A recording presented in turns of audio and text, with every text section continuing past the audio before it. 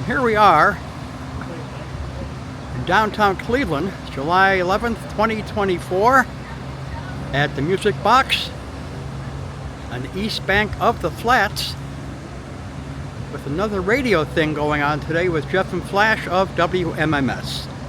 Gorgeous day out here. Have a good show, guys. Thank you.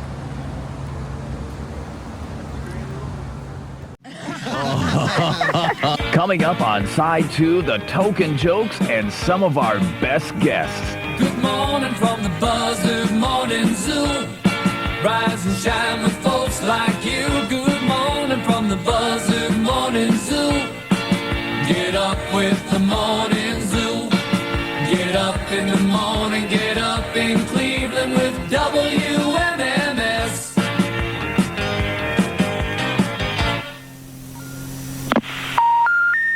The number you have reached is 100.7 WMMS. All other radio stations are not in service at this time. Please make a note of it.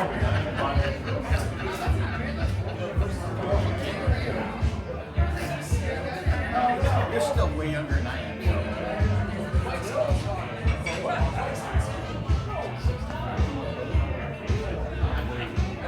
I'm going to tell you what, 3 years makes a big difference. I only heard it 40.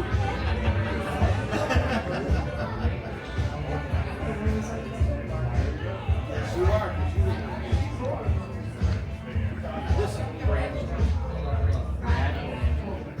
What's happening, man? Good to see you. How you doing? You looking good? The heart's still working? That's still me? No, as a matter of fact, that's not my brother. That's my nephew, Andrew. That's my sister. See the resemblance, that's why I said it's I've heard so much about you. Oh my God. Hi, nice to meet you. I saw your interview. Doing good, man.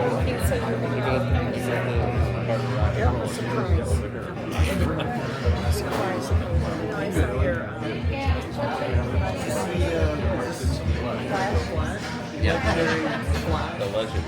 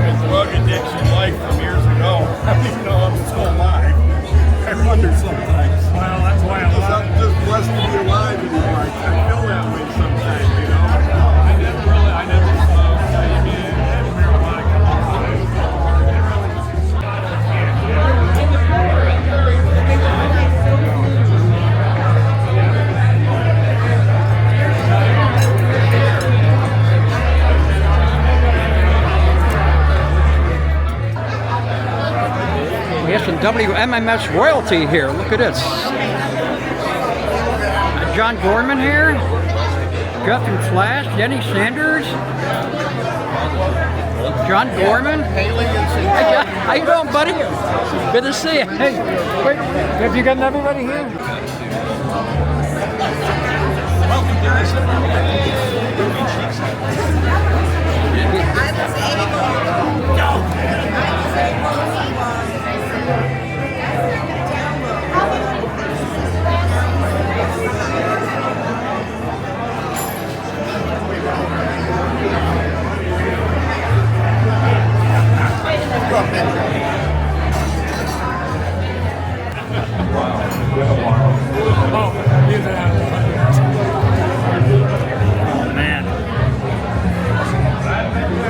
Look at this view I got. Killer. Oh, this is gonna look good. You guys are gonna kill it.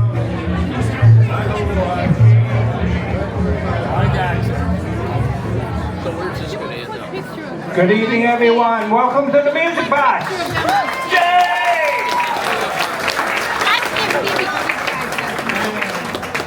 I'm Mike Miller. I'm the managing partner here, and started this series, I was just saying to somebody, 8 years ago. Pretty proud of that. I'm pretty proud that we still get great crowds for this. All right, so my opening question is for the audience. How many at one time or other in your life worked at MMS that's in here tonight? I think we have, in fact, the whole original staff here tonight, which is very exciting. Guys, I want to tell you something. It's on your table. We are celebrating 10 years. We're good. All right, you remembered how to use a microphone. Yes, I do. All right. I know, Phlash is still using one weekly. Jeff, you're doing this weekly. Yep. Yeah, driving around. Driving all over the road. There you go. Yeah. All right. Some things never change. Good stuff. All right. I want to kick it off like we always kick it off, guys, so the audience kind of knows who you are. I think they know who you are. Yeah. But we know. Phlash, let's start with you. Where were you born? Where'd you grow up? Where'd you go to school? Okay, I was born on the east side of Cleveland. My parents moved to Seven Hills in 1965. And that was the year, I see this gentleman over here recording from Wixie Online, is that right? How many of you remember Wixie 1260? In fact, Jeff, you worked there. I actually worked there. Yeah. Yeah. And guess what? That's going to cost you some money. But I'll tell you, that was 1965 when it came on the air, and that was just, it exploded. It exploded, and to this day, just like you remember us from so many years ago, Mike Ranieri in the morning, Lou King Kirby, Larry Morrow did midday, Wild Child Dick Kemp. Billy Bass says hello. Billy Bass, oh yeah, and Billy Bass was on the stage several times here, great guy. And it was great radio, great personality radio, and that's how I got hooked. I went to Normandy High School. I got my homeroom guy over here, Joe Farini, from 53 years ago in homeroom. My gosh. And did the morning announcements at Normandy. Went to Cleveland State University. And that's where I ran into Kid Leo. Well, he wasn't Kid Leo back then. It was Leo Travagliante. So, for radio, that's a little too much to handle. Matt the Cat was there. Betty Corbin eventually came there. And at that time, we're talking 1972, a company called Mallrite Broadcasting purchased WHK, WMMS. A lot of staff left. And in February of 1973, I started working there for $2 an hour. And I remember that day like yesterday because I was at the Cleveland State Station. And it was a Friday afternoon. I got a call from the newsroom over there at WHK. They needed some college students. Anybody that wants to work in radio? Yeah, me. Literally started on Monday, and a year later I was on the air. And that was 1974, which, by the way, was a legendary year because it was 50 years ago in 1974 that the Buzzard was created. And We got the artist right here. David, stand up real quick. David, help. And you should have seen some of the drawings that we couldn't show you. That was also the year of the first World Series of Rock concert. We have some World Series of Rock fans here. Nothing went wrong there. 80,000 people. And part of the reason for that World Series, you remember Cleveland Indians, they were so back then. And we figured they'd never make it to the World Series, so let's create our own. But they did have nickel beer night. Yeah, they did. Yeah. That was 1974 as well. Yep, that was fun. That was a good one. All right, Jeff, over to you. Well, where were you born? Where did you go to school? Well, I was actually literally born in Los Angeles. But my folks moved back here. They were from Cleveland. I grew up in Lakewood and went to Lakewood High School. And it was really a great time. I loved radio. And I loved listening to the radio stations that were the big 50,000 watt stations out of like Boston, New York, Chicago, and CKLW up in Detroit. But to make one story short, I started calling up every radio station when I was in 10th grade to get a job. I wanted to be on the radio. Well, I got a job answering phones at Wixie 1260. which was really a great job for a kid in high school. I earned some money and that got me in the radio. Well, one night, one of the jocks did not show up at 10 p.m. And the jock that was on the air, Chuck Knapp, had to go make an appearance. It was an important appearance. So the program director, Bill Sherrard, said to me, he said, look, you know how everything works, because we've seen you looking. You run the radio station. And I was like, oh man, this is great. This is going to be great. Just don't open the microphone. That's how I got started. So I got started in radio that way, and I actually got a job during the summer. I was visiting my sister Ellen, who is here tonight. She was up in Michigan, and her son, my nephew Drew, is with us tonight as well. He's got a band. What is it? No Dark Things. Got an EP coming out very shortly, so look for that. But anyway, to make a long story short, I did some radio up in Michigan and came back. I had a lot of friends working in radio and got the job as production director at WMMS. And never looked back, did a lot of part-time on-air work, and we got teamed up. Well, tell that story. How did you guys get teamed up? We were smoking a joint. That's kind of how it started, really. Yeah. I was the production director, he was the news guy, and we just got along really well. I would do part-time shifts on the station, maybe all night, Saturday night. He'd be running for extra money the board on WHK, the AM station, and we would just, nobody was around. We just have a great time together. Yeah, and then at that time, the person I was working with, and this is 1974, was Debbie Allman. And she was working, well, she came from Boston, and she got, sadly, in a car accident. And she didn't come back as a result. I mean, she lived, but she couldn't do, because her jaw was wired shut. And they decided to hire Charlie Kendall. And Charlie, does anybody remember Charlie Kendall? We're talking 1970. Oh, Ruby knows that. Oh, he had a set of pipes, man. He was really good. He was great, and he was a super talented guy. Like Jeff said, great set of pipes. But he was a music director. But discipline was not part of his lifestyle. He often went out at night, and we had record company budgets, which were ridiculous. Food and everybody that you wanted to meet, and oftentimes when morning came around, there was no Charlie. So John Gorman, who's here tonight, would call Jeff, and he lived in Lakewood at the time. Yeah. You live closest to the station. Can you do this?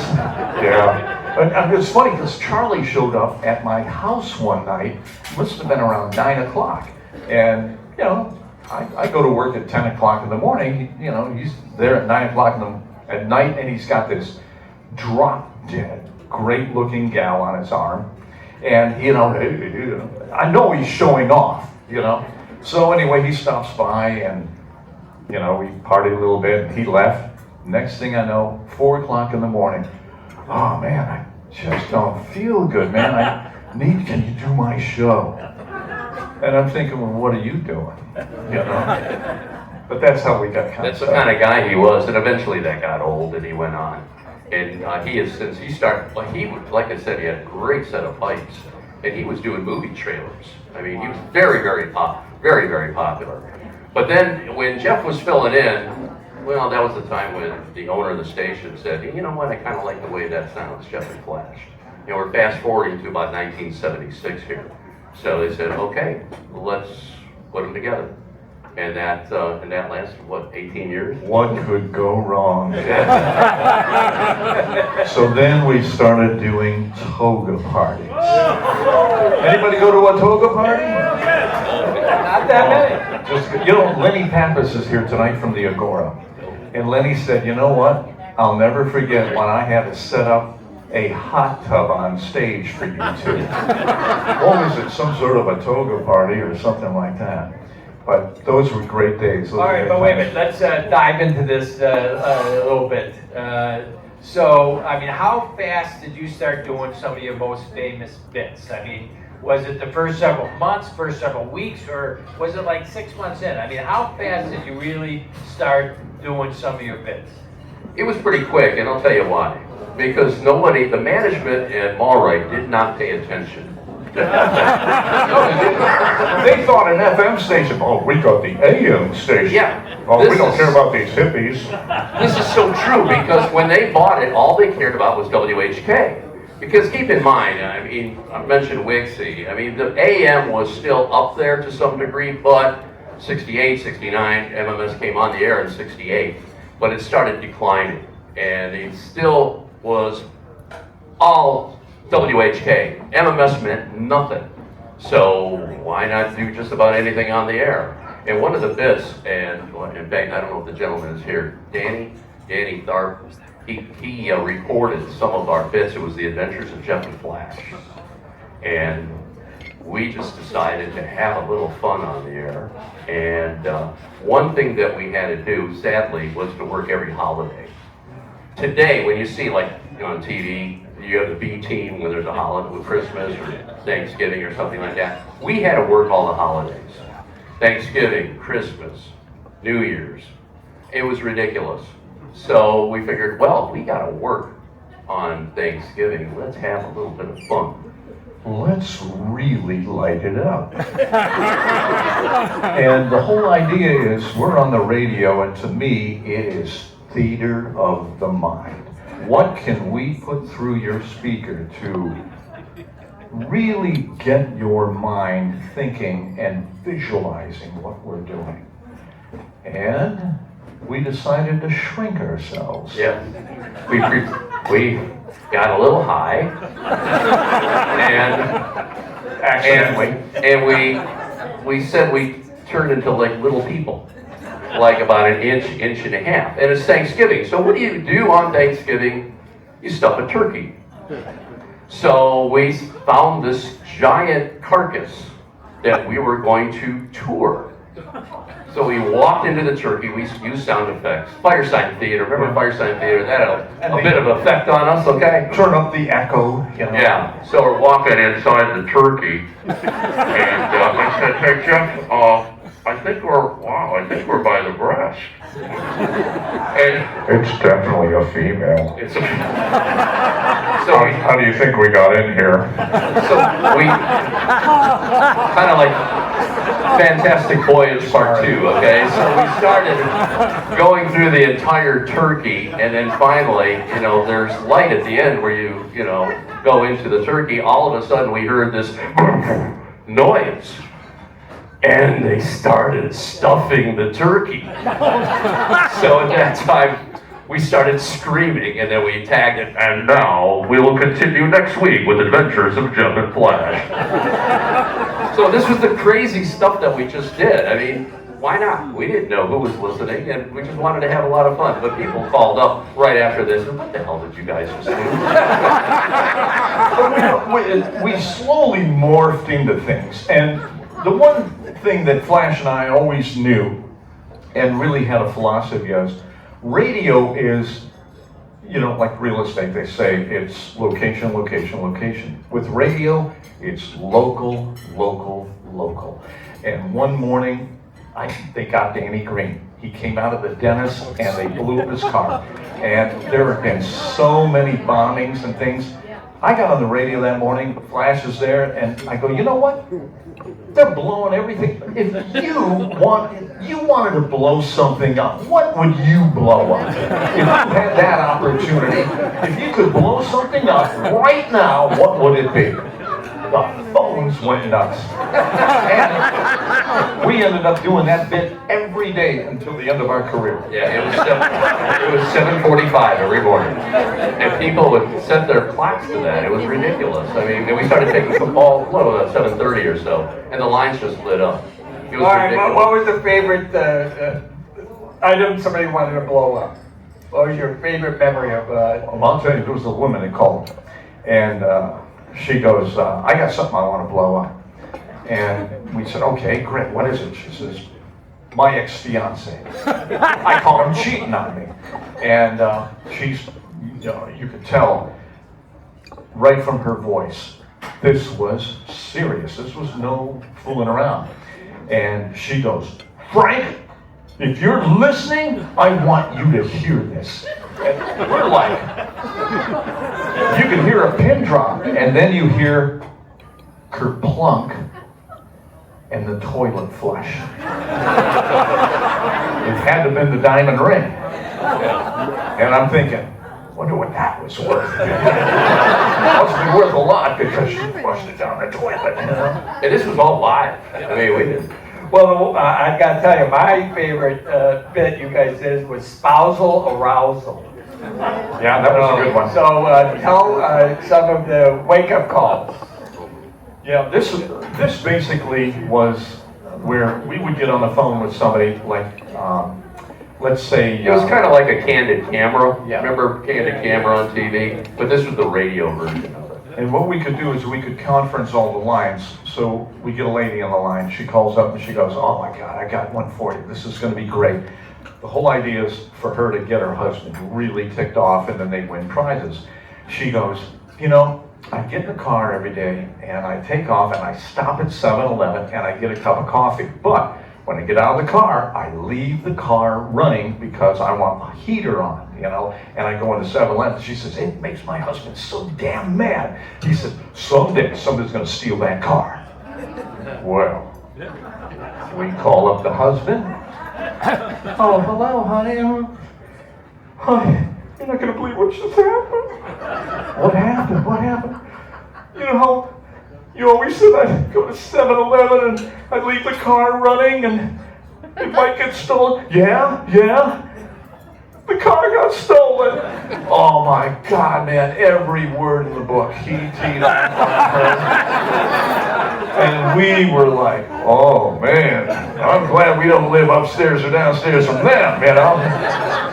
But that was spousal arousal. And they won a prize. And you know how that bit died because they changed, I don't know if it was the FCC, they said you had to because this was done, we just called I would call you up and we would start doing this shit. We'd start recording it. And we recorded it, but the FCC said we had to tell you that we're recording you. Well, that killed the bit. That's no fun. That killed the bit, so that was the end of that. Well, you also had token jokes. Yes. The token jokes of the morning. And by the way, right from the beginning, you know who sponsored it and was part of it? Daffy Dan. All right, Daffy. And he's here in the house. Daffy Dan's t-shirts. Daffy Dan, the t-shirt man. If it didn't have a DD, it was underwear. That's right. It's great seeing you, Dan.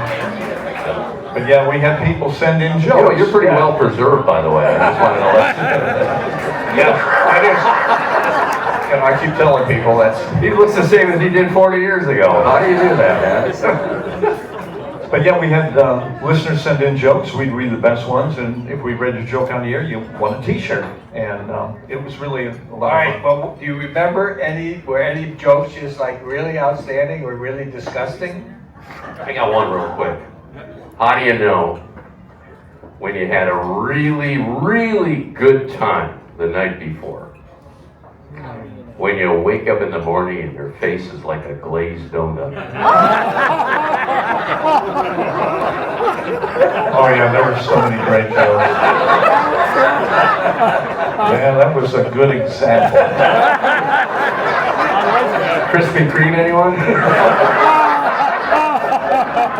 God, it was terrific. All right, now circle back. So again, how fast did you start doing toga parties? And describe some of the parties. I mean, they had to be out of this world. Well, that was an Animal House thing. And, you know, whatever happened in Cleveland, in culture, movies, we did that on the air. And when Animal House came out, well, we had to do a toga party. And the old Agora was the place to do that. The funny part about it, people came with their togas with nothing on underneath. That's right. Which, you know, to us it was, okay, that's all right. But we were also famous for the beach parties at the Surfside Six out in Lorraine. Anybody go there? Yeah. And, you know, we'd be standing up there, and okay, the ladies would be behind us. Okay, who likes number 1, number 2, and so on and so forth. Then we'd get to number 5, and the crowd would go nuts. And we're standing out in front, and there's voters, there's all these big crowds and everything. We're thinking, man, she's maybe not the most attractive girl here, but for some reason this crowd loves her. And then we were doing the finals. Okay, it was number 1, number 2, number 5, and we get to number 5, and Phlash and I both turn around. She was taking her top off. And they liked that. And if we wouldn't have let her win, we would have been shot. All right, so she was a good politician. All right. Yes.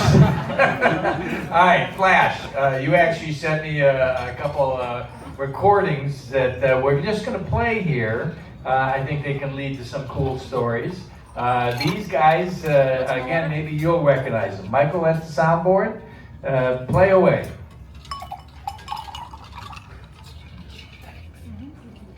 This is Ernie Anderson, and you're rocking with America's best. WMMS Cleveland. Turn it on and pull the knob off. Hey, all material is protected under copyright. Duplication of content or actual material will certainly result in huge legal problems. That was Goulart. This is Pete Townsend on WMMS, and I'd like to remind you that rock and roll will always, always, always, always overcome eventually. How many remember those? That was a classic. Yeah. Couple quick stories. The Ernie Anderson, and he became the voice of Love Boat, ABC, and ABC. Obviously. And you know, Goulart was only 3 years. That was basically it. 3 years. That's all on Channel 8. But what a set of pipes there. That ID was so funny because we started playing that, and about a week or 2 later, we're getting these envelopes in the mail. People were sending their knobs from the radio. That's awesome. I mean, big envelope, manila envelopes. I mean, we were like 5 or 10 knobs. Hey, we pulled it off. It ain't, and we're not changing the dial. I mean, it was amazing. But the Pete Townsend, that goes to 1979 when the Who played in Cincinnati. Tragically, 11 young people lost their lives because of what they call festival seating. There was no assigned seats. They stormed in there. It's 1979. It's rock and roll, and it was horrible, horrible situation. After that, they went to outside of Boston, and then they were coming to Cleveland on a Monday night. And John Gorman, program director of WMMS, who really put that whole station together for 13 years, called me up and said, hey, they're coming in at 2 in the morning on Sunday morning, the day before the concert, and I want you to record what they have to say about that. And there was an area at the airport that was kind of private, so I went there with a tape recorder. The first person I saw was Roger Daltrey, and he gave me maybe about 10 words, and that was it. And Townsend just said, like this, oh, I'm done. I mean, this is 2 in the morning. Nobody wants to talk to somebody at the airport at that time. But Townsend looked at me long enough to know who I was or remembered my face, because on the Monday, that night, I went to they were doing 2 shows at the old Richfield Coliseum. And after the show, I waited in the back room, and Rolling Stone, everybody, Newsweek, you name it, they're all there trying to get interviews and find out more what was going on and how they were going to react to what happened in Cincinnati. And I had to get up. I had to get up at 4 in the morning. This is probably about 12:30, 1 o'clock in the morning. And I pretty much gave up. And I stand up, and then all of a sudden, Townsend looks, and he says, you. I remember you from the airport. You tried to interview me. Come here. I'm like, what? And we talked for about 15 minutes. That's where that station ID came from. At the end of that interview, I said, is there anything, how do you want to address this? And he said, keep the tape rolling. And he gave us that. And I would say, out of all the station IDs, we had rock star. We had every rock star ID. Hi, I'm so-and-so. I'm Bruce Springsteen. And when I get up in the morning, I listen to Jeff and Phlash, or I listen to MMS, and you name it, they were all there. We were really adamant about getting as many rock stars as possible. Tom Petty, we had them all. And that was probably one of the most played ones, because some people really like The Who, especially this guy over here. Oh yeah, those were good days. Those were fun. All right, Jeff, I asked them, what are some of your favorite memories? Just one of my common questions. Jeff, you got to fly in an F-16 and do the show from the air, correct? Tell that story. Well, always wanted to blow something up. The Air Force Thunderbirds came to town, and they went to all the TV stations, to get the pretty boys and girls to fly in the F-16, promote the air show. None of the TV personalities would do it. They were all chicken. So they thought, okay, well, worst comes to worst, let's try radio. And they called us up. And I thought, oh my God, yeah, I'll do it. I'll definitely do it. And we decided to broadcast from the F-16 as well. So I went out to NASA. Phlash came out. We're doing our show from NASA there at the airport. And they're walking me through all of exactly what you have to do. And I'll tell you, I did it by the book. And they put the G suit on you, and it's time to go. It's 9 o'clock. And get on that runway, and he goes, I'm gonna hit the burners, man, here we go. And he literally, I thought he went about 10 feet, and the landing gear were already coming up. And then he goes, okay, hold on, and he goes straight up. And he's going, look behind you, and literally the airport just did that. And Phlash tells me afterwards, do you know what you said on the air? You said, oh shit. So it was great. We got back, and you do a lot of rolls. You get to fly the plane and everything. And I'll tell you, yes, it causes a lot of dizziness and vertigo and everything. But since I didn't eat, I didn't get sick. And we landed, and the crew chief comes up. He's getting me out, and he goes, "Sir, how was your flight?" I said, "Sir, I did not get sick." He said, "Sir, you made my weekend." Yeah, that's a crazy thing about when you're doing a morning show like that. You want to just take advantage of every opportunity. And there was one time. Does anybody remember Victor the wrestling bear? Oh my God, it's a 600-pound bear.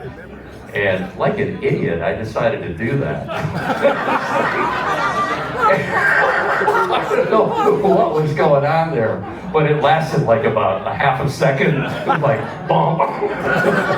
But it was amazing what you sign up to do, but it's because they're coming through Cleveland. Well, let's be part of it. The station, the bottom line of that station, and as you well know, was so promotionally involved in everything. Whatever was going on in sports, whatever was going on in movies, anything in culture. If somebody was coming through town, a movie star, they were on that show. I mean, we had Lindsey Buckingham in the studio, Julian Led, Joe Namath, long before he was doing Medicare Advantage commercials. and he came in, it's funny, the moment that Joe Namath came in, he knocked over his coffee and went all over the console. And it was asses and elbows to clean up that coffee, but that broke the ice. And he told us everything. And the big story then was, what did you do before the Super Bowl, Joe? And he told us on the air. It was really a great story. We also had Ray Manzarek of The Doors, Richard Dreyfuss, who was on his way to Channel 5 in the morning, and the limo had us on, and he goes, "What's that?" The limo driver says, "The radio station." He says, "Take me there. I don't want to go to the TV station." And the guard calls up, "Oh, Richard Dreyfuss is here." "Oh, yeah, right." So he came up, told us all about What About Bob and all that stuff. And then Fred Griffith of Channel 5 calls us in the 9 o'clock hour and says, "My God, can we please get our guests? Please, we're dying over here. I don't know what the hell to talk about anymore on TV." Well, wait a minute. Tell us how you guys got Jose Canseco out of the lineup. Oh, that was to amazing. face the Indian. That was, I believe he was with the Texas Rangers at the time. Uh-huh. Yeah. Well, there was a couple of young ladies that were partying with Jose all night. They called us when at 6 in the morning. They called us at 6 in the morning. Guess who we've been with? And then they put him on. He's like, But that was the time. They were doing beer bongs. Yeah. Yeah. All night. Yeah. All night. And that was the time that he was playing outfield in Cleveland, and the girls had distracted him, and he got hit by a fly ball. Yeah. Yeah. He didn't show. He was out of the lineup that night, though.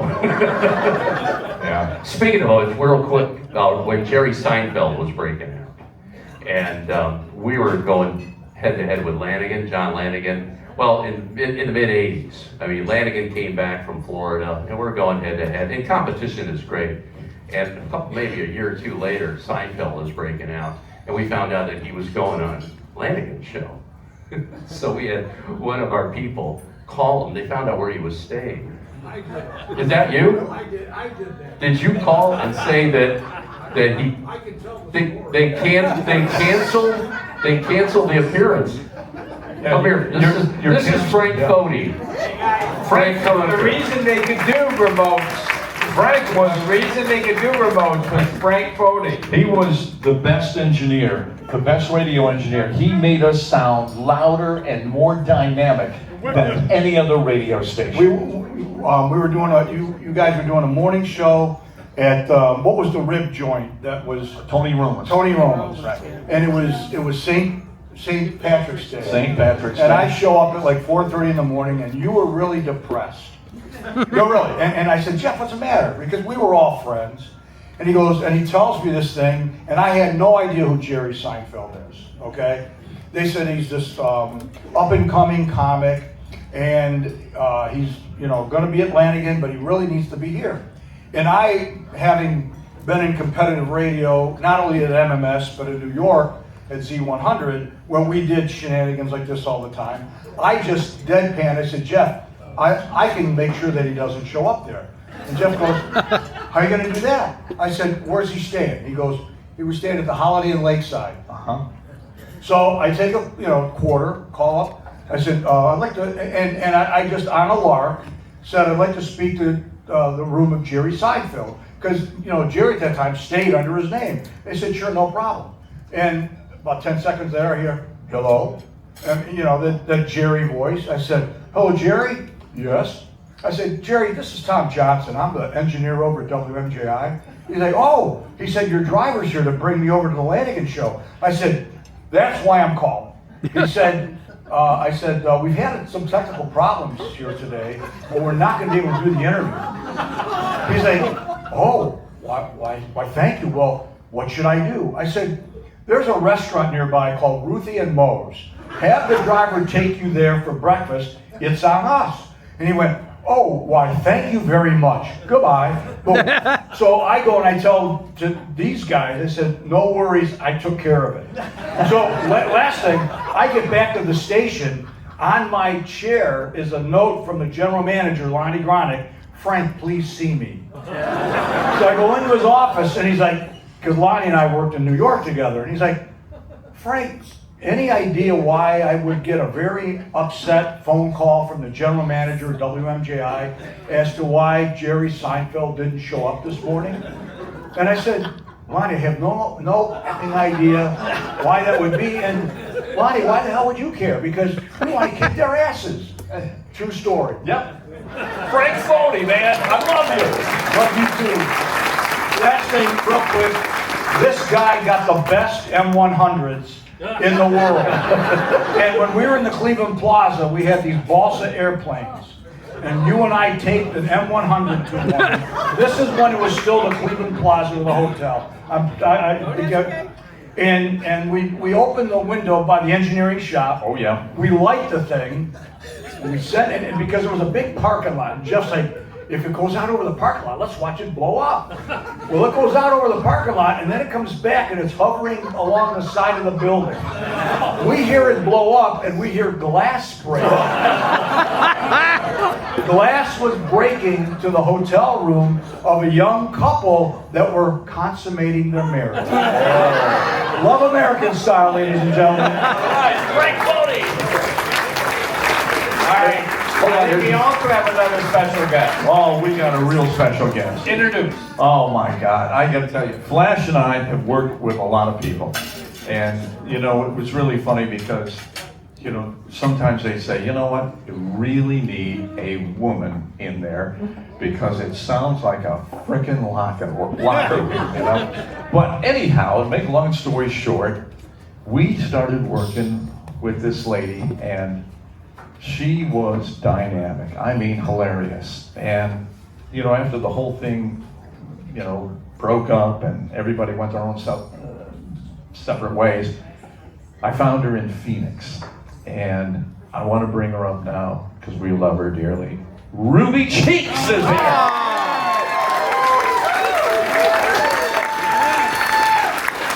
And nothing went wrong with Ruby.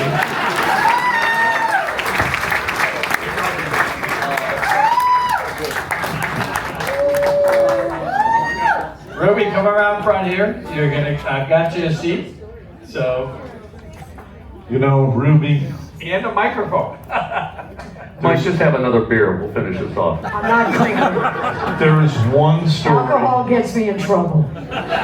One story that really stood out, and that is, I think Phlash and I were tied up with some other things that night, but we had Sam Kinison on the show. And You're not. you decided you were gonna MC the show. I didn't decide. So what happened? Oh God. Oh God. You went to the... Hi everyone, by the way. You know, not for anything. It feels good to be home. Okay? Truly, I don't know if any of you guys remember any of this stuff, but my dad is from Cleveland. So I have Cleveland roots, okay? Something about Cleveland will always have my heart. I think it's because of all of you. People here are just awesome. So, what were we talking? Danny Kinnison. I think it has something to do with Jack Daniels. All right. But go ahead. Following up on Frank, Lonnie Gronick had come back to Cleveland from New York. Kinnison is at, I think, what was it? I think it was the Allen. The Allen Theater.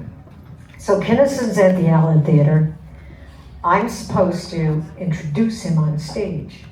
So I go backstage with Dia. It's her fault. Because she loved Sam. So she's like, come on, let's go. We're going to go in the backstage. We're going to go to his dressing room. Well, Sam was crazy. He had Jack Daniels, he had pot, he had all kinds of shit, right? Pardon my French. So, anyway, I'm trying to keep up with Sam. Hey, let me have a shot of Jack, let me have some Jack.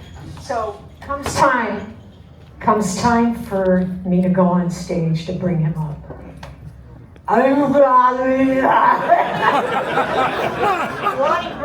Lonnie's sitting in the front, right? And I'm like, does anyone see the Wolf of Wall Street? Oh, yeah. All right. When DiCaprio After he had takes the 8 Quaaludes. That was me. But I didn't have any lose. But I was like, Oh, it was just amazing. Sam had the greatest line in the world. You know, there was somebody heckling him, and he'd go, you know, I could have been your father, but the dog beat me over the fence. That was the time when he was in Cleveland with Governor Celeste. That had to be around the same time. It's around the same time, yeah. Because it was 1986, and Governor Dick Celeste, who was a big, well, he's from Lakewood, big fan of the show. And he won a re-election against former Governor Jim Rose, Kent State Jim Rose. We fed Sam all this stuff. We told Governor Celeste that we have this comedian He said, oh, no problem, no problem. And we sat him right next to Sam Kinison. He had no idea what was about to happen. And he's like, hey, Gum, how you doing? And he just got he went nuts. He started slamming the former governor. Hey, Rhodes, what are you gonna do now, drive a bus? Oh, he just started, and Celeste is like, he said, you wanted to come in here. It was fun. It was a great morning. It was a lot of fun. And there was also, remember, we had Noisemakers, which was a nightclub. Now, wait a minute. You guys had a part of it, right? Did you guys? Yeah. And we were going to broadcast all day long from Noisemakers on St. Patrick's Day. And Ruby was going to do the midday show.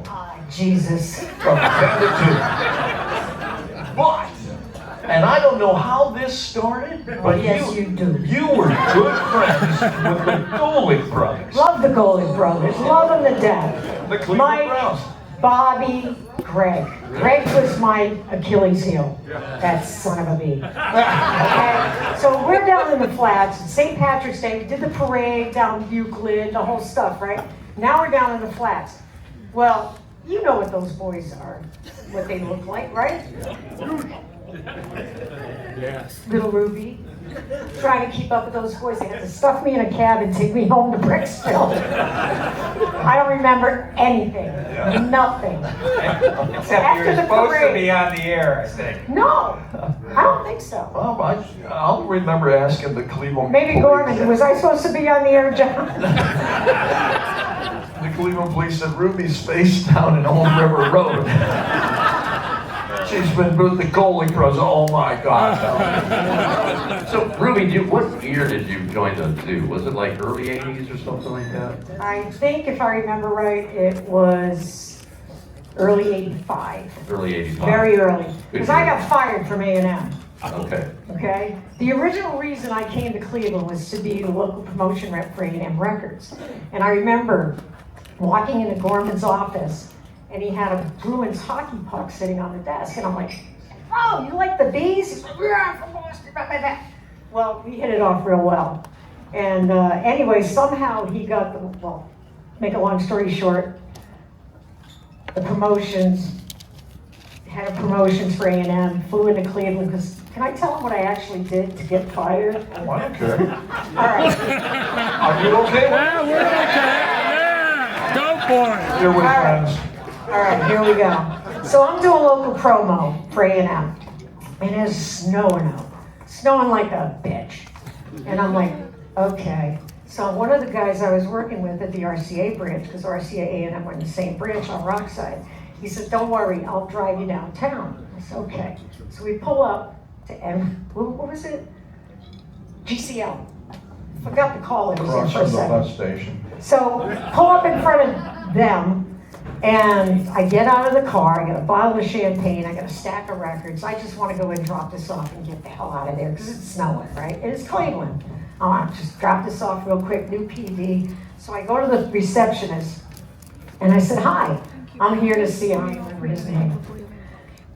I said, you know, and the way their reception was set up, when you walked in the door, you're looking at the receptionist, but you could see all the way down the hallway. They had windows that went through every office all the way down the hallway. So I said, hey, I'm here to see him, you know, I want to give him something. And she calls him. He says he's busy. I said, he's not busy, I haven't seen anybody sitting there. He's not busy. And she says, well, he's busy. I said, he's full of. She said, do you want to leave anything for Ruby? I said, screw him. And I left. Walked out, turned around, I looked. He's looking out the window, I flip him. Right? I flip him. So, it was just a matter of days. It was a matter of days. Charlie Miner, who was the head at the time, he flies in. I pick him up at Hopkins, or I'm supposed to. He's staying at Stouffer's. So anyway, pick him up at the airport, but he walked by me so many times. He didn't even know who the hell I was. I tap him, I go, hi, Charlie. Oh, hi, baby doll. You know, let's go to the hotel. So we go to the hotel, and on the way to the hotel, he goes, let me tell you about your new job. New job? This is my new job. Nope, got a new job. You're gonna go work at MMS. I'm like, you're out of your freaking mind. I said, they haven't had an opening in 15 years. No, you're gonna go work at MMS. And that isn't how it really went down, but I remember after I dropped them off, I had a call from Gorman, come to the office, can you come to my office? So I went to the Statler, went to Gorman's office, and he said, how would you like to be a Buzzard? I'm like, shut up. Right? Shut up. And I'm like, he's like, no, I'm serious. I'm like, So anyway, he starts me out on weekends, on Saturday, I'm dying. So my very first shift, I wouldn't let Boom leave the room. I had him stay there the whole shift. He held your hand. He held my hand the whole damn night. And that only lasted a little bit of time, and then I joined you guys. But on Saturdays, we were the rock and roll girls. You had Dia, you had me, you had Betty Corbin, and we just kicked butt. And back then, it was unheard of to put women back to back like that. It was unheard of. It was unheard of. And MMS basically pioneered that. MMS wasn't afraid of anything, okay? And the way I like to talk about the radio station is it was so timely and so there and so North Coast that you couldn't sneeze in Northeast Ohio without MMS holding your tissue. You know, we were there. And I'll never forget it. I mean, it was awesome. So then I joined the Buzzard Morning Zoo, and we just tore it up. We tore it up. It was a lot of fun. All right, now guys, as you morphed into that, because it became bigger and bigger, right? I mean, it really became a zoo. How much planning went into that? Was it all improv? Was it all on the spot? There was a little bit of everything. Yeah. Yeah. We came in prepared, and then No, we didn't. I came in with the Phlash was prepared because he had to do the damn news. You came in prepared with the donuts. She knew every bakery in this town. Well, we always used to say too, especially when we had our nightclubs, we'd be out almost all night, and we'd listen to we'd do the show the next day. And at 10 o'clock, they said, well, the show sounded pretty good to us. Okay. But you know what, getting back to the time where Ruby joined us, the beauty of that station was how everything kind of morphed and it changed with what was going on.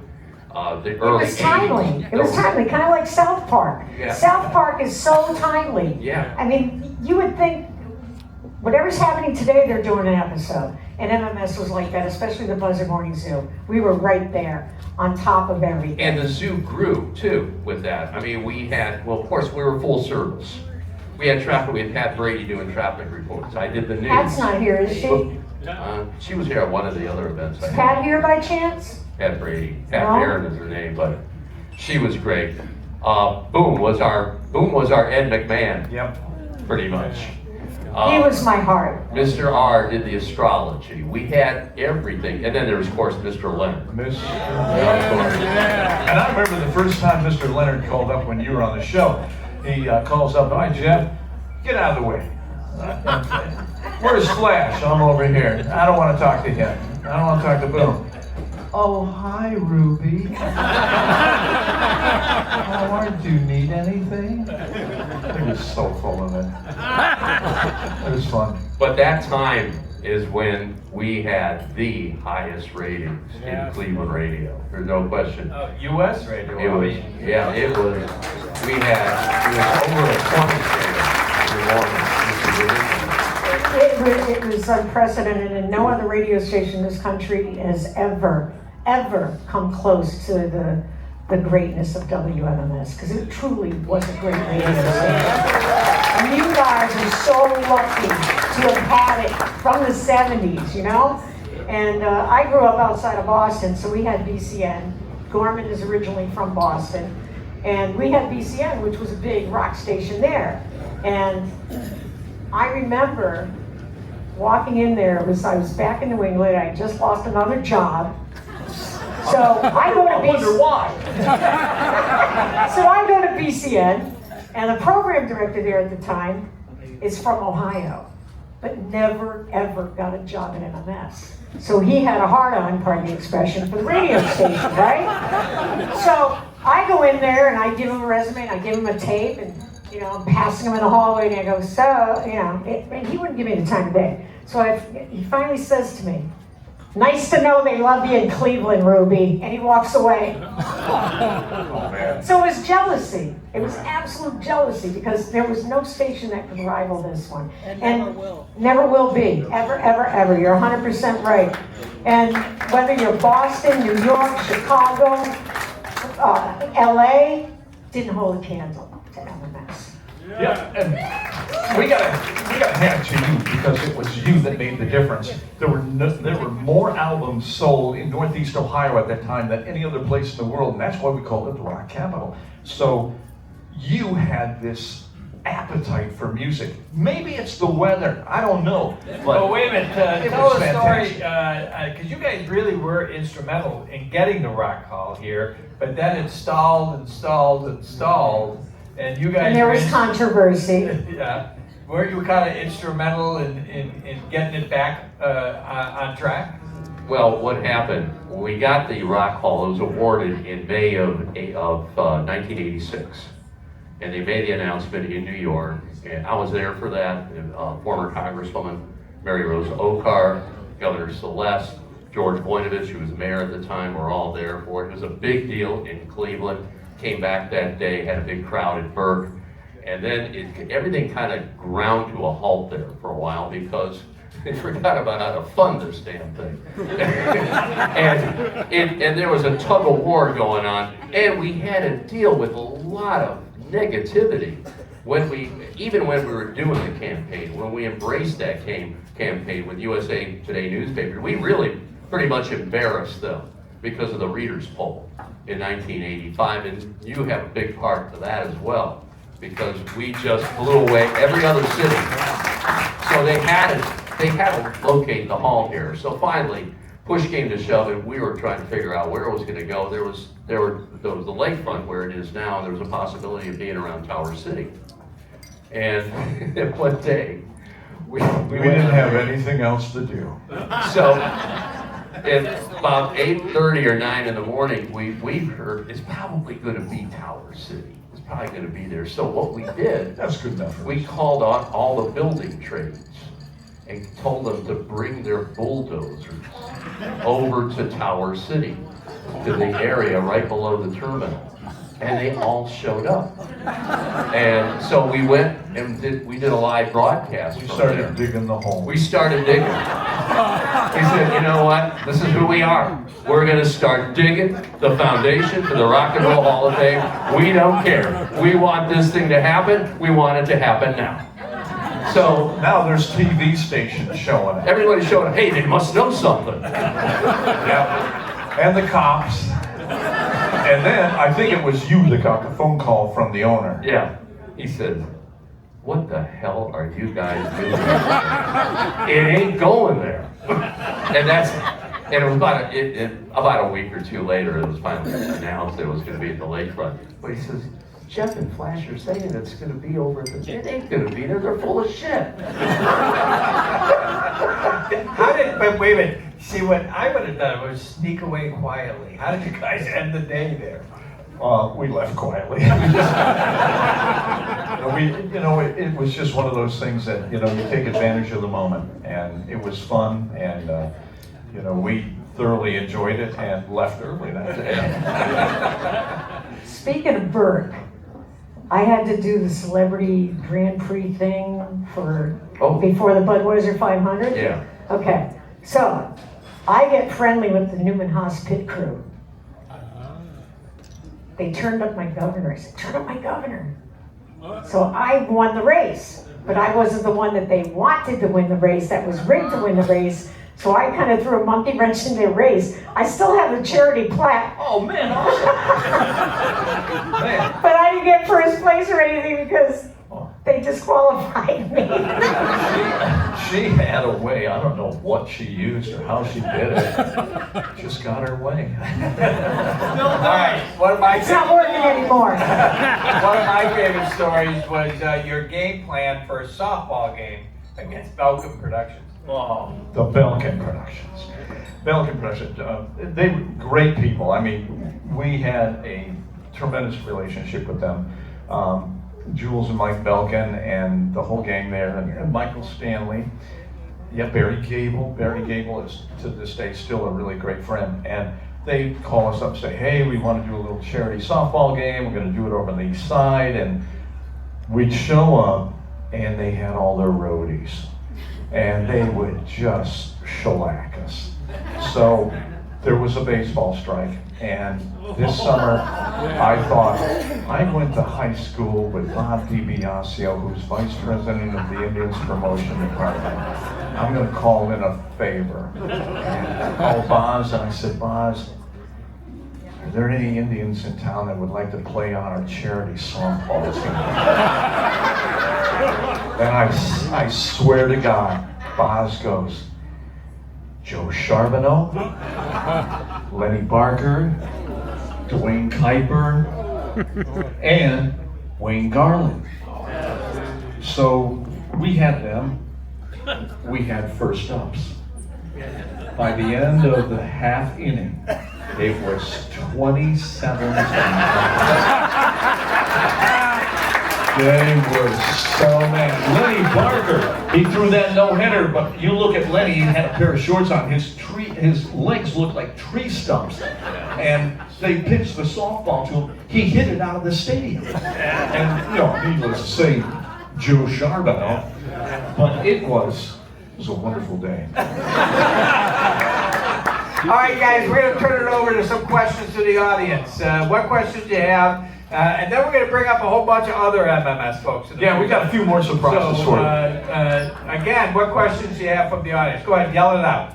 Who was Mr. Leonard? Who is Mr. Leonard? Well, it was actually a guy who was a disc jockey in Houston. His name is John Carrillo, and went by the name of John Rio. And he developed Mr. Leonard and worked with John Lander, who was a big DJ down in Houston. And then he knew he had a little something, and they were good friends with Scott Shannon. So he started doing it with Scott Shannon out of Tampa. Scott came to work for us in New York, and they were telling us, you got to get this guy, Mr. Leonard, on your show. So that's how we met him. And he was a big guy, and he loved working with us so much. He moved to Cleveland for a couple of years and lived here. And it was funny, we'd be in a place like this. Now, you know darn well, there used to be pay phones. We didn't have cell phones. So we'd be doing maybe a show from here, and it was St. Patrick's Day, and Mr. Leonard would come in. And like I say, he was a big guy, and he'd go over to the pay phone and he'd call us. And he'd go, hello, Jeff. Oh my God. I walked in that place, and oh my God, the lady at the bar with that white and black sweater on, she was all over me. I had to leave. I think her boyfriend was going to kick my ass. But he was really, really fast, really talented. And yeah, he lives in Dallas now, and he's doing real well. Does he drive a green Pinto? Does he drive a green We Pinto? had a green Pinto. We got one, and we parked it around just to make sure that this guy was around somewhere. We put it on the Shoreway, and he called up, and it was on the Shoreway near East 55th. And he calls us up and goes, damn it, Jeff, I ran out of gas on the Shoreway, and I'm heading in. I'll be in the station in a few minutes. Oh man, I left my Bruce Springsteen tickets in the car. Oh man, Cleveland police called. Get that car out of there. They were so mad. Traffic was tied up. People were going through the car. There was one time too, with the Emperor of Japan, the guy that called for the bombing of Pearl Harbor, passed away. And the tradition in Japan is that they lie in state for 60 days before they bury them. So we sent Mr. Leonard to Tokyo for the funeral. And he calls in, and his nose is all blocked up. I'm over here in Tokyo. I said, Mr. Leonard, what's wrong with your nose? And basically he said, I have a clothespin on my nose. Well, why do you have a clothespin under it? Well, you stink pretty bad too if you're out for 60 days.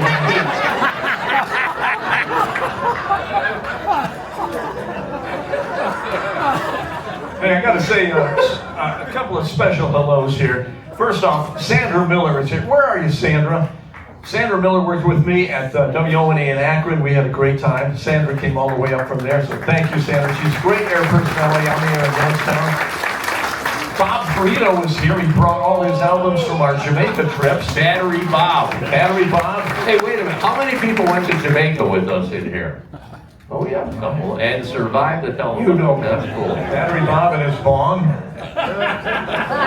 Of course, Daffy Dan is here. And I did want to mention Tracy from Claiborne. The Claiborne Auto Stores is here. I won't have you stand up, but it's great seeing you, Tracy.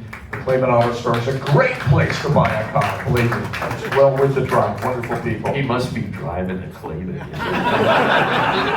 Really. And let's see. I think we've got some friends that showed up tonight as well. Hey, you know what? Before we do that, I just want to introduce my twins over here, Rachel and Stephanie. Yeah. My babies. Where are they? They're right here. Oh, right up front. They're gorgeous. They are. Well, Are you sure? I got a beautiful wife over here. Are you sure you're responsible? They're beautiful. God bless you, Dad. And God bless you guys. Trevor and Rachel had their wedding here 2 years ago. Woo. Yeah, right on the roof. It was great too because they did it right on the roof. And this was in May of 2022, and some guy's driving in a boat going, "Don't do it!" But they're happily married, so thanks for being here. Hey, I got a question. Is Verdell here by chance? No, she's not. No. No, Verdell was the Verdell? receptionist at the station. Verdell was one of the most cool people. All right, let's bring up a few of the other and just get the crowd up here. Daffy, come on down. Yeah, come on down, David, Daffy, come man. on up. John, come on up. Denny, come on up. He said, guys, we have the core team here. Buzzard artist David Hilton. Program Director John Gordon's here. Buzzard artist. Time for a picture opportunity, guys. So let's get everybody up on the stage here. And one of the greatest disc jockeys on WMMS was Denny Sanders. He's with us tonight as well. Let's go. There is nobody who can segue music better than Denny. There you go. Come on up, guys. Frank Foney. Yeah, Frank, come on up. Come on up, Frank. We need to make a Frank phone was call. an engineer par excellence. Frank basically worked on developing the technology to allow them to go out on the street and do live stuff right from the street and get it on the air immediately. So, guys, this is some of the core team. Very proud Music Box. So, again, Frank had an opportunity to tell one of his great stories. John, why don't you tell everybody a little bit about the project you're working on right now? Bring that book over here. It's a book of porn. No. Just kidding. It's actually a really cool book. Yeah, very cool. Buy this book. This is the history of the Buzzard and how it started, and it was Denny, David, and myself, all three of us who weren't from Cleveland, who came to Cleveland. That's right. And between the three of us, we came up with this Buzzard, and it became, I think it was like 1976 or something, Case Western Reserve did a study, and we beat Chief Wahoo. It was the most recognizable logo. The Buzzard's most recognizable logo in Cleveland. Yeah. But anyway, this book tells you the whole story from the beginning to, well, it's still around 50 years later. It was 50 years ago in April.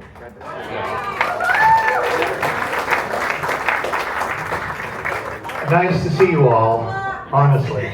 And it's nice to be remembered after all of these years. It really, really is a great honor. But Jeff is here, and Jeff, I don't know if you remember, but back in 1979, you owed me $50. You know, Denny, that weed was not that good. Well, yeah, but the stuff you sold me wasn't any good either. But anyway, yes, you owe me $50, and I figured out, after all these years, that the interest, here we go, is $7,232. Oh my God. So, check please. I promise, put it in the mail. Yes, I'm sure you will. And sign it, by the way. Please sign it. All right, guys, so real quick, I want to just go around the stage here real quickly. So, and keep it short, there's a lot of you, but I would start with you, David. One of your most fun memories, you know, a time at a MMS event or something that's just one of your fondest memories. Oh, that's hard. There's so many. I can't think of so many. I guess it was really the fondest memory was when the Cleveland accepted the Buzzard. I mean, I thought it was a one-shot idea, and when it happened, they kept calling me, and I think, well, were they paying you? I'm working. They were paying me in records and tickets, and so you know, I just thought this was a sideline thing. I guess the biggest thing really was when I was accepted. I left American Greetings and decided I was going to be a Buzzard artist, and I thought, how is this happening? But that was the biggest moment for me, I guess. One of the biggest moments. All right, sure. Perfect. Daffy, don't go anywhere. Yeah. Come on, Daffy. You started producing T-shirts with the Buzzard on it, but you also were backstage many times at many events. What's one of your fondest memories? I don't remember a thing. And that's Daffy's answer. All right, Frank, you already told a pretty funny story about an event. Do you have another one? Actually, and this is a technical one, and John will probably remember this. Back in the day when they would do concerts at Blossom Music Center, John wanted us to do the Michael Stanley Band. When Michael Stanley had his first album on, I think, Areola, Heartland, Cabin Fever. EMI. And there wasn't a technical way to get audio from Blossom Music Center to downtown. And I came up with a wild scheme of we could probably try to do a microwave signal from the top of the band shell to the transmitter, because we didn't have a way to get it downtown. So we do this, and we put the first concert on the air from Blossom Music Center. And if any of you have the concert on a file at home, you'll remember it, because that was in the early days of wireless microphones for instruments. And the guitar player for Michael Stanley's band was on the same frequency as the local police. So in the middle of like a guitar solo, you hear this, I want to hit 12, we gotta, and we're, because we're thinking, what the hell's going on here? But we pulled that off, and we did, it was a first time, and again, I think you had to bounce the signal off a building or something. no, what we did was we went directly to the transmitter and turned off the studio. That's right. And we prayed to God that it was going to work. Yep. And we did. Outstanding. John, I know you have a million memories, but one of your fondest. Okay, well, the one ongoing memory is the way it all happened, and the way, I mean, it was the most talented staff in the history of radio. Bar none. But the way it happened was, and Jeff and Phlash brought this up a little bit, they were, Malroy that owned this, they was concentrating on the AM station, WHK, and they had this horrible format, it was a cover hits format. You'd play hit artists, but not playing the hits they made famous. So you'd have the Righteous Brothers doing Chances Are, and you'd have Johnny Mathis doing Unchained Melody. I mean, it was a horrible format. But they were putting all this money and effort into it, and they're ignoring the FM. In fact, and the chief engineer at the time, Tom Kasanovich, he called FM Find Me. He said, it's never going to happen. There's no FM radios in cars. Nobody cares about FM. Well, we'll show you. But meanwhile, the management is not paying attention to us. As a result, we're getting away with murder. We're doing a format they have no idea. And we have the most talented people, and everybody has the freedom to be loose and create. And that made a difference. And even the Buzzard was probably the best example. Is we had Danny and I came up with the Buzzard idea. We get a letter in the mail complaining about something with the station, and it's David, but he does it in the comic strip form. We say, we found the guy. And it took over a while. Danny will explain how we found David. But nonetheless, we made this Buzzard our logo and our mascot, but we didn't tell our management. And the reason being is Walter Bursky, a sales manager, his sister had done this mushroom logo. And he loved this mushroom logo. And we couldn't stand it. You couldn't do anything with a mushroom logo. We could do a lot with a Buzzard. It was ugly as hell. Yeah, and well, he was even beautiful when he was ugly, yeah. But, you know, to make a long story short, somehow we managed to, I mean, it was clandestine. By the time management figured out, people that I had to report to on the corporate side, they figured if we had a Buzzard as a logo, it was too late. It was already established. But that was what we were. I mean, all of what Jeff and Phlash and Ruby have been saying is we had a great deal of freedom and we didn't abuse it. We really took it to the limit. And these are the greatest people I ever worked with in my life. There you go. Ruby, your turn. All right, so you've already told some funny stories, but what's one of your favorite? You know, something that's just went over the edge and you just, you know. I thought I already told you those. Had to be dozens more. Oh, God.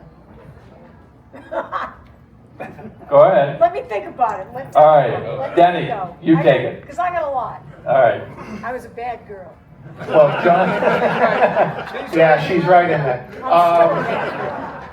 That's why I hired her. Yeah, John had hinted about West Boulevard. West Boulevard, which is an awfully long street, folks. And so finally we hooked up. We ended up hooking up, and we got David. And that one of the single most important aspects of the station was the Buzzard creation that David did, and all of the marketing that we did. But I will tell you one story.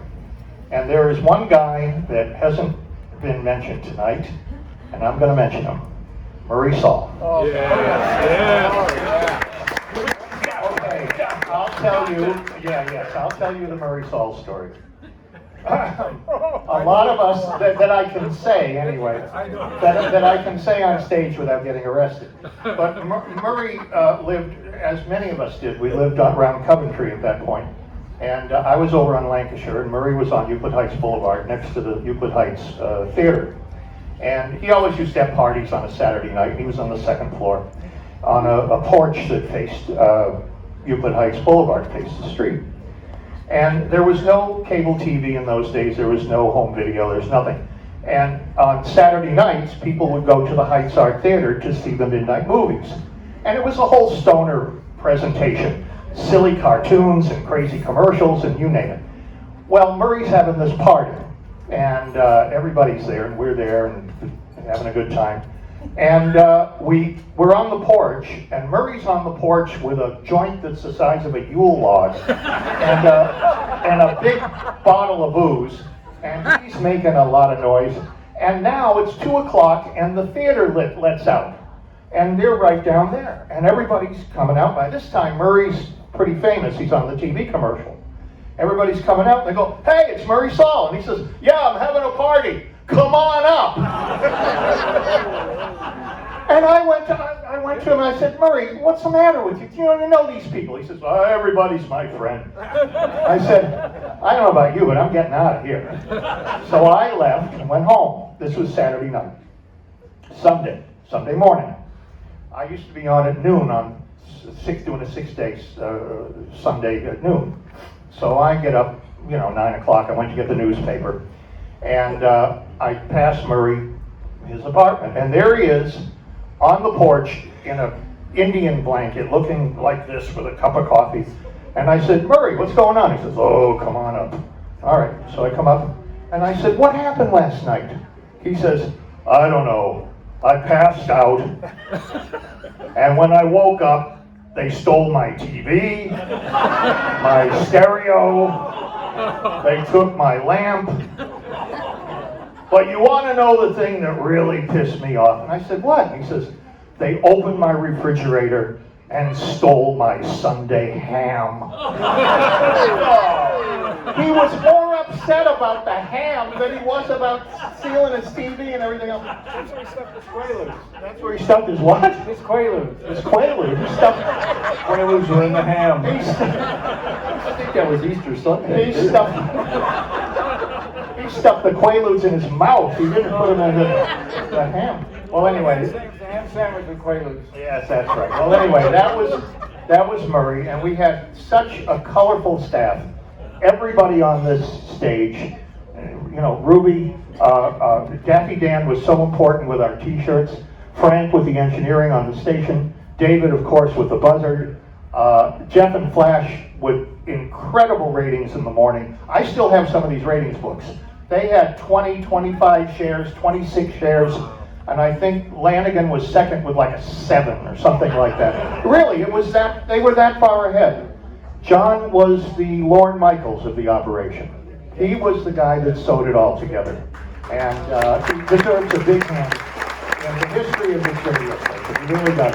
All right. We're wrapping this up now, guys, but each of you, a little shorter than Denny. Oh, come on. Tell one of your favorite stories, one of your favorite memories. Oh boy. I'm going to do 2 real quick. Okay. And this goes to the beginning. And when I was telling you when I walked in that station, it was 1973, I wasn't even on the air. One of the first people that I met there was David Spiro. Now, David Spiro. I'm having lunch with him tomorrow. Are you really? Yeah. He's been on this stage. And in I fact, saw that. In... he's got a great... Make sure he picks up the check. He's got a great book.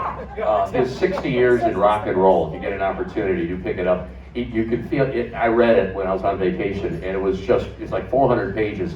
I felt like he was talking to me in that book because the way he described his career, because his dad was Herman Spiro, who started Upbeat back on Channel 5. He was 13 years of age when he was seeing everybody. I mean, we're talking late 60s. So that's how he got his start.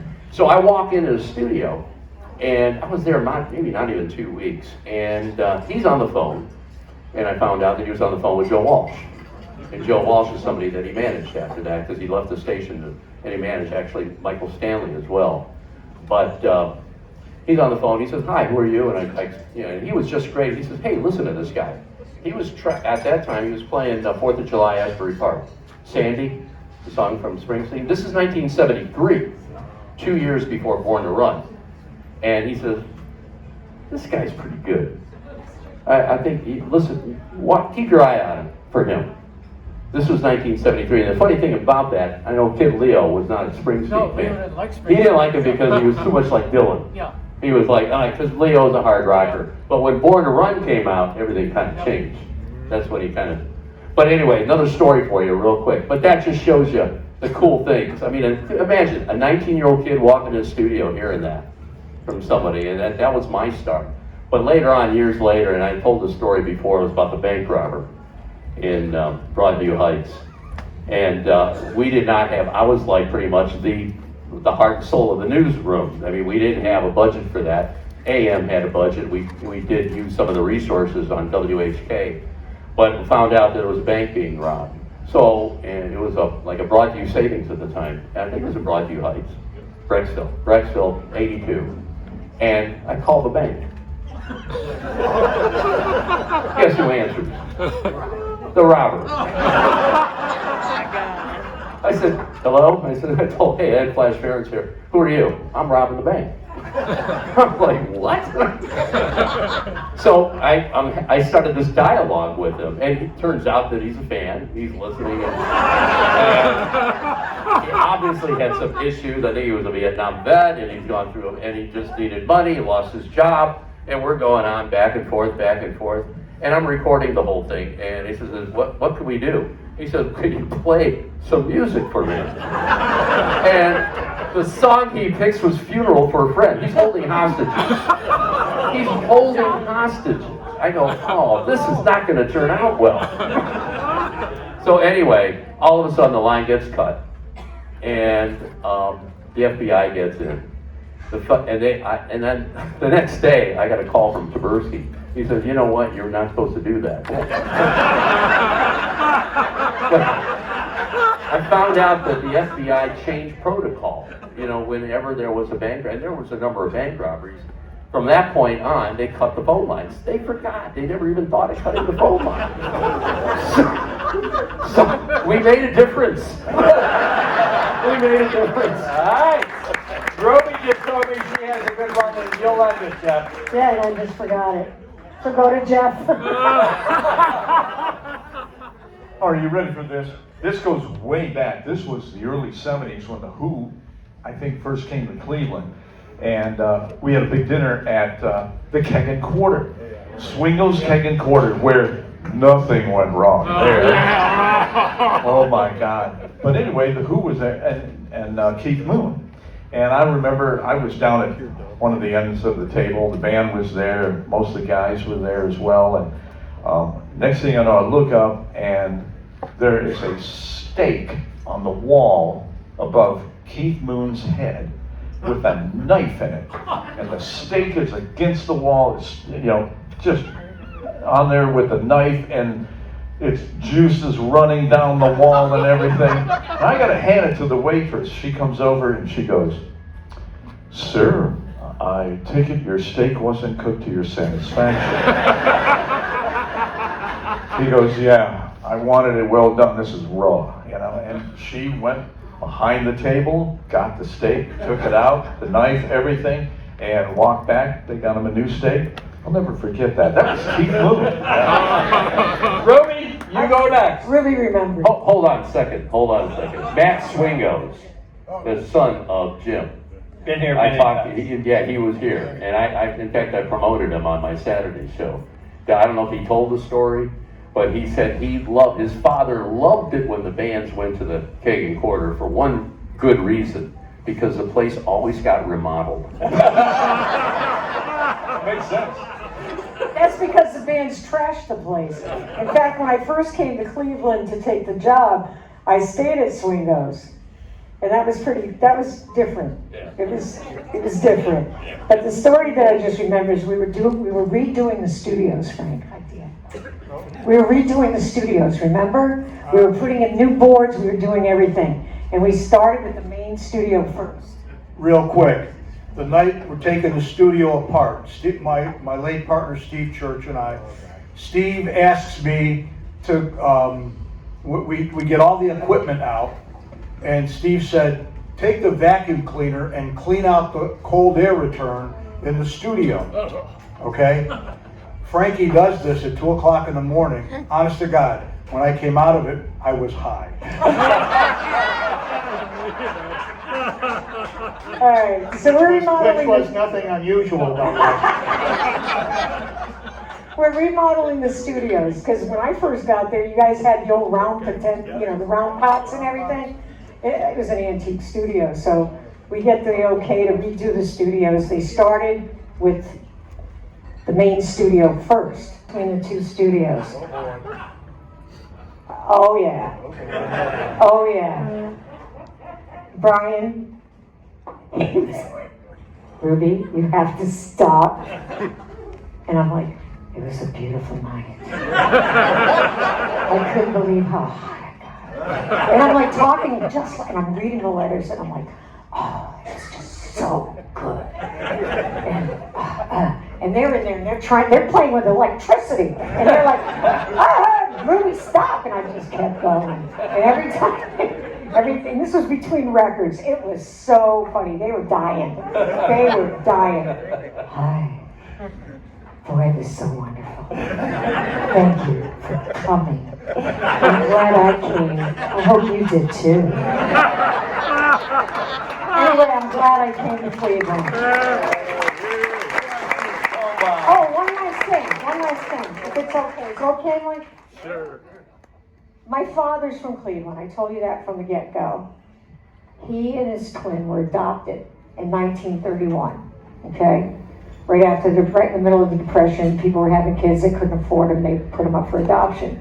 But the mother was like 16. The father was like 18. So anyway, make a long story short, they were adopted when they were 5 out of Parmadale. So my daughter, 2 Mother's Days ago, not this past one, the one before, she decides she's going to sign me up for Ancestry DNA. So they sent me the thing, I spit in the thing, and then like whatever, because you don't know who your family is, right? You don't know your ethnicity, you know nothing. So I was spitting the thing, sent it in, don't get anything, don't hear anything, nothing, no messages, and all of a sudden, pow, up pops this message. Hi, you're my newest, closest connection. Now, when my parents were pregnant with me, they couldn't find out anything. When my uncle, who had a daughter a couple of years younger than me, tried to find out, couldn't find out anything.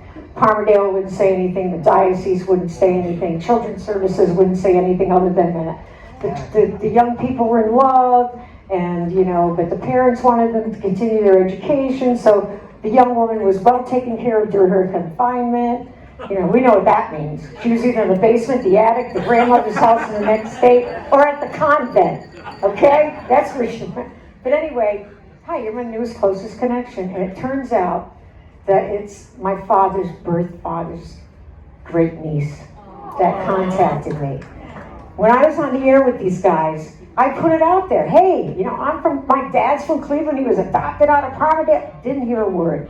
So, because of Ancestry DNA, Sunday, I'm going to meet my father's real birth family. I don't know if any of them are here, but if you are, I'll see you Sunday. All right, one last little plug. This is a plug, but you're all invited.